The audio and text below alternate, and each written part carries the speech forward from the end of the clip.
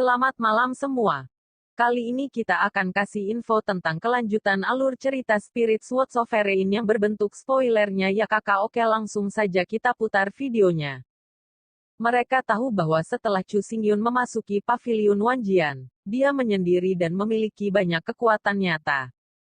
Untuk beberapa waktu, banyak orang ragu, Wu Jingsui dan Sui Qingwu dan yang lainnya, secara tidak sadar melihat hadiah di tangannya, mungkin juga berasal dari pavilion Wanjian. Yuner, apa yang sedang terjadi? Benarkah kamu menggeledah pavilion Wanjian? Chu Xingchen bertanya, keraguan dalam pikiran semua orang. Chu Xingyun tersenyum ketika itu. Mereka dapat membayangkan bahwa jika Taixu Ling Piton tiba-tiba pergi, seluruh pavilion Wanjian akan membawanya ke bencana. Bencana ini cukup untuk mengancam warisan pavilion Wanjian. Lin Tianchong akhirnya mengucapkan sepatah kata setelah diam beberapa saat. Pavilion Wanjian adalah raksasa dengan warisan yang kaya, dan ia tidak berani dengan mudah memprovokasi. Yang paling penting adalah bahwa perilaku kultivasi Chu Xingyun tidak tinggi, hanya Tianling ganda. Sulit membayangkan bagaimana dia melakukan semua ini. Apa yang saya lakukan hanyalah kesopanan. Sebenarnya, apa yang dia lakukan hanyalah permulaan. Pertunjukan yang benar-benar bagus belum secara resmi akan diperlihatkan nanti, ucap Chu Xingyu. Setelah itu, semua orang terus mengobrol, dan baru larut malam mereka bubar. Setelah semua orang pergi, Chu Xingchen berjalan di depan Chu Xingyun dan berkata perlahan, Yuner, duduklah bersamaku. Bagus. Keduanya menyeberangi koridor dan datang ke sebuah pavilion. Bintang-bintang di langit malam berkedip-kedip dengan cahaya bulan jatuh. Itu tidak dingin, tetapi hangat. Yuner, apakah kamu punya berita tentang ibumu selama waktumu di pavilion Wanjia? Tepat setelah melangkah ke pavilion, Chu Xingchen segera bertanya kepada Chu Xingyun. Masalah ini, dia telah menahan untuk waktu yang lama. Ya, tapi kamu juga bisa mengatakan tidak.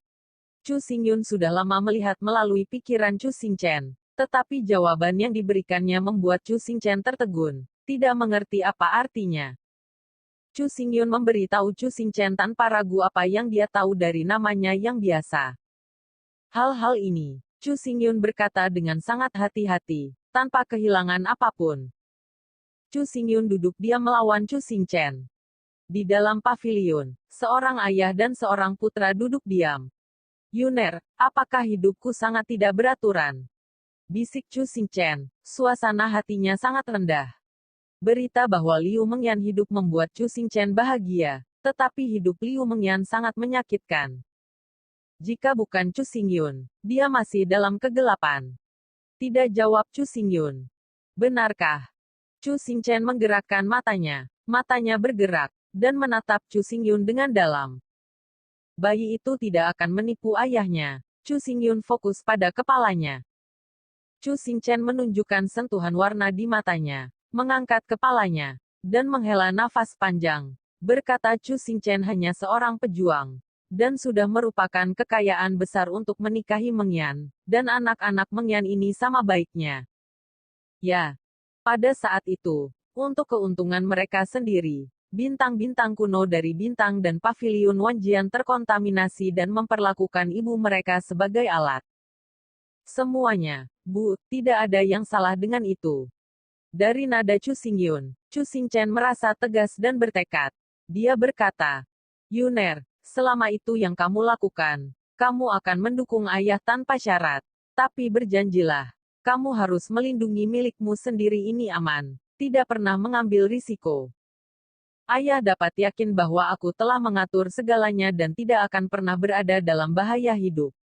Rasa dingin di mata Chu Xingyun menghilang dan dia tersenyum hangat pada Chu Xingchen. Di tengah malam, semuanya diam. Setelah beberapa saat Chu Xingyun berjalan menuju kedalaman Qitian Feng. Dia berjalan melalui hutan ke dinding gunung yang tersembunyi. Gunung itu tinggi, dan di bawahnya ada sebuah gua. Gua itu sangat gelap, dan ujungnya tidak terlihat sekilas. Tanpa ragu-ragu, Chu Xingyun berjalan langsung ke gua, langkahnya stabil, matanya tidak berfluktuasi, tetapi pikirannya bergetar, dan ada perasaan tegang. Segera, dia sampai di ujung gua.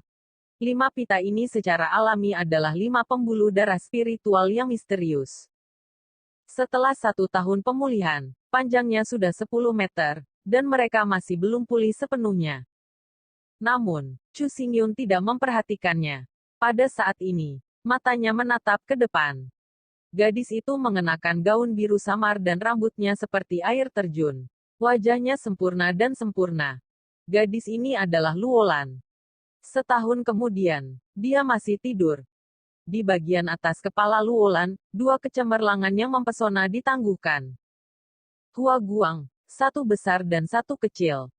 Yang besar adalah telur binatang roh aneh, yang menelan cairan roh siang dan malam, membuat seluruh kehampaan. Dengan bantuan keduanya Luolan selamat, tetapi hanya selamat dan tidak bisa bangun.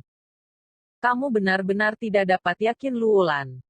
Pada saat ini, sebuah suara tiba-tiba terdengar, bergema terus-menerus di dalam gua. Pada saat berikutnya, 2 sosok muncul di depan Chu Xingyun. Mo Wanggong melangkah maju, juga menatap Luolan yang sedang tidur. Setelah mendengar ini, Chu Xingyun menertawakan dirinya sendiri. Sebelum mencapai dinasti Liu Yun, dia merindukan Luolan dan ingin melihat situasinya dengan matanya sendiri. Tetapi dia tidak mengekspresikan emosi ini, tetapi memilih untuk menyembunyikannya. Sudahkah kamu menemukan cara untuk membangunkan Luolan? Lin Tianchong menegakkan badan dan bertanya langsung. Pertanyaan ini adalah apa yang sangat ingin diketahui Mo Wanggong. Dia juga melirik matanya dan gelisah. Chu Xingyun berhenti, telapak tangan terbuka, dan mekar yang indah mekar. Segera, kedua lelaki tua itu melihat ada obat mujarab yang berbaring diam di telapak tangan Chu Xingyun. Obat mujarab ini cukup misterius, menghadirkan 2 warna, 1 hitam dan 1 putih, dan vitalitas tanpa akhir. Gila menyebar dari eliksir dan mengisi seluruh ruang. Obat mujarab macam apa ini? Lin Tianchong bertanya lagi. Sebenarnya, ini bukan obat mujarab. Chu Xingyun menatap telapak tangan dan menjawab, saya kebetulan menemukan Xingyang Linghua dan Sunyin Xuancao di rumah eliksir Pavilion Wanjian. Posting blog Mo Wanggong dikenal luas, dan pengetahuannya tidak lagi di bawah awan. Tetapi setelah beberapa saat meditasi, dia berkata lagi. Tetapi kedua roh ini, bagaimanapun juga, hanya roh tingkat 8. Bahkan setelah penggabungan, efek obat mereka mungkin sulit untuk membangkitkan Luolan.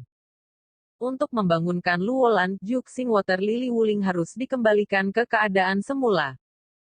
Karena ini, efek obat keduanya telah meningkat. Ini lebih dari 10 kali. Setelah pengerasan dan fusi saya, efek obatnya luar biasa, dan vitalitas yang dilepaskan bahkan lebih kuat daripada 100 kali. Dalam hal ini, apa yang kamu tunggu? Cepat sajikan Luolan. Desak Lin Tianchong. Chu Xingyun fokus pada kepalanya, berbalik, dan perlahan-lahan menyerahkan obat mujarab di tangannya. Cukup yakin. Ekspresi Mo Wanggong sangat gembira. Jika Jiuling Water Lily Wuling bisa pulih, maka Luolan juga bisa bangun. Dia melirik Chu Xingyun dan mendorong, biarkan Luolan mengambilnya. Harapannya cukup bagus kali ini. Chu Xingyun mengeluarkan napas dan menjentikkan jarinya, mengirim eliksir ke mulut Luolan. Betapa kekuatan vitalitas yang kuat. Meskipun dia sudah siap secara mental, Lin Tianchong terkejut ketika dia melihat pemandangan ini di depannya, dan dia bisa merasakan kekuatan-kekuatan ini dan alirannya yang tak berkesudahan. Kelopak bunga teratai yang lembut bermekaran terangkat dan perlahan bergoyang dalam kekosongan. Mo Wanggong akhirnya meletakkannya di jantung batu. Setelah kelopak bunga teratai pulih, selanjutnya, lili air bintang 9 Wuling juga akan sepenuhnya bangun. Luolan tidur selama setahun penuh, dan hari ini, dia akhirnya bangun. Chu Xingyun juga menghembuskan napas berat, matanya melebar dengan gembira, dan bahkan lebih lagi, dia sedikit bersemangat. Segera, Luolan akan bangun. Pada saat ini, perubahan tiba-tiba. Dan nafas vitalitas yang merasuki tubuh Luolan benar-benar menghilang, seolah-olah tidak pernah ada, menghilang tanpa jejak. Pemandangan seperti itu terjadi begitu tiba-tiba sehingga ketiganya tertangkap basah. Benar saja, mengandalkan Suyang Linghua dan Suyin Xuancao masih gagal membangunkan Luolan. Oke kakak. Sampai di sini dulu, semoga spoilerannya bermanfaat ya, terima kasih.